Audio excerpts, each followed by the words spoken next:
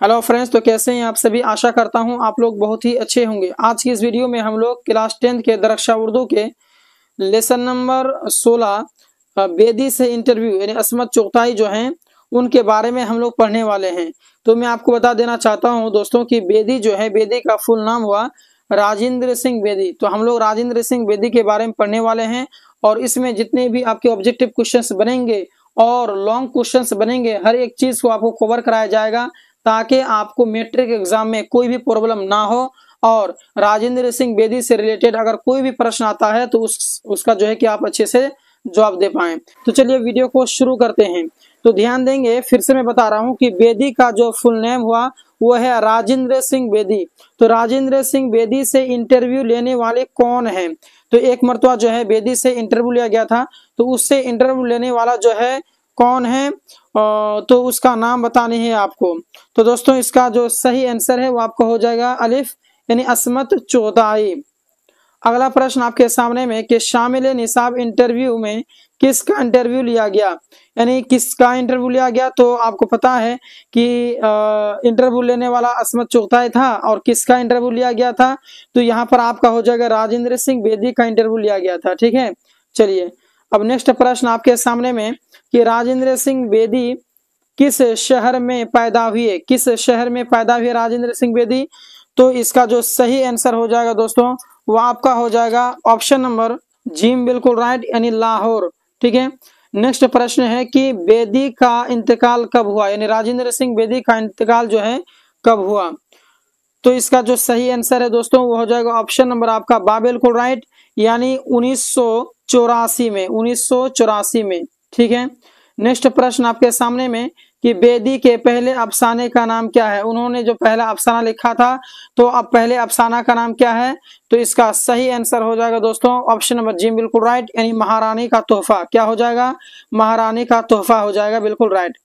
चलिए अब अगला हम लोग प्रश्न देखते हैं कि इंटरव्यू, जैसे ऊपर ये बात गुजर चुकी है कि इंटरव्यू लेने वाले का नाम क्या है, तो असमत चुगताई है, यानी जो राजेंद्र सिंह बेदी का जो इंटरव्यू लिया था वो है असमत चुगताई। किसका इंटरव्यू लिया गया ये भी बात गुजर चुका है, तो राजेंद्र सिंह बेदी का इंटरव्यू लिया गया था। ठीक है, अगला सवाल है कि राजेंद्र सिंह बेदी किस शहर में पैदा हुए। तो राजेंद्र सिंह बेदी जो है लाहौर में पैदा हुए थे। अब अगला प्रश्न आपके सामने में कि बेदी के पहले अफसाने का नाम क्या है। तो महारानी का तोहफा। ये सभी चीजें गुजर चुके हैं। बेदी की मौत कब हुई है? तो बेदी की मौत जो है आपका 1984 ईस्वी में हुई है। ठीक है, अच्छा अब हम लोग पढ़ने वाले हैं थोड़ा सा लॉन्ग क्वेश्चंस जो कि इंपॉर्टेंस है, क्योंकि लॉन्ग क्वेश्चंस में भी छांट करके ऑब्जेक्टिव के रूप में भी क्वेश्चंस पूछा जा सकता है, कोई गारंटी नहीं है, इसलिए आप लोग हर एक चीज को देखेंगे। ठीक है, प्रश्न कह रहा है बेदी ने अपने अफसानों का मवाद किस तबके से लेते हैं। बेदी जो है अपने अफसानों का मवाद किस तबके से लेते हैं।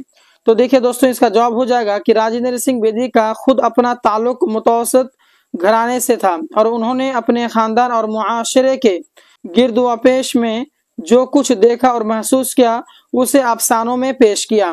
कहने का मतलब है कि सवाल में ही कह रहा था कि यानी जो बेदी ने जो अफसाना की किताब लिखा था तो उस अफसाना में कौन से मतलब कि मवाद का जो तबका था वो क्या था, कहाँ से उन्होंने जो अफसाना लिखा तो किस तरीके से लिखा था, कैसे लिखा था।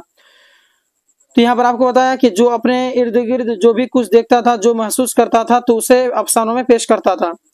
चुनांचे उन्होंने अपने अफसानों का मवाद मुतवसत तबका से लिया और उनके मसाइल को करीब से महसूस करके उससे खुद मुतासिर भी हुए और उन्होंने उन्हें मसाइल को अपने अफसानों में पेश किया। यानी कि वो अपने इर्द गिर्द जो भी प्रॉब्लम्स को देखता वो अफसानों में लिखता और उससे ताकि मतलब कि बहुत सारे हल जो है कि उससे निकल पाए, हजारों लोग पढ़ें और उससे हल निकालें। अगला प्रश्न है कि बेदी ने किन दफातर में काम किया है, कौन कौन से ऑफिस में काम किया है। तो बेदी ने इब्तिदा में पहले पोस्ट ऑफिस में काम किया और फिर कुछ दिनों के बाद जो है मुलाजिमत करने के बाद ऑल इंडिया रेडियो से मुंसलिक हो गए, यानी उससे जुड़ गए और पोस्ट ऑफिस की मुलाजिमत छोड़कर ऑल इंडिया रेडियो में मुलाजिमत करने लगे। ठीक है, और तरक्की करते करते रेडियो स्टेशन के डायरेक्टर के ओहदे तक पहुंचे और उसी ओहदे से क्या हुए, सबकदोश उसी ओहदे से जो है वो रिटायर हो गए थे। ठीक है, चलिए अब अगला है कि असमत आपा की शख्सियत पर 5 जुमले लिखिए। तो असमत आपा की जो है शख्सियत पर 5 जुमला लिखना है आपको कि असमत आपा किस तरीके के जो है कि इंसान थे। तो असमत आपा का असल नाम असमत चौताई है। असमत का शुमार उर्दू के मशहूर अफसाना निगारों में होता है, ठीक है, बड़े बड़े आलिमों में उनका शुमार होता है। और वह उर्दू के मशहूर मज़ाह निगार अजीम बेग चुगदाई की छोटी बहन भी हैं।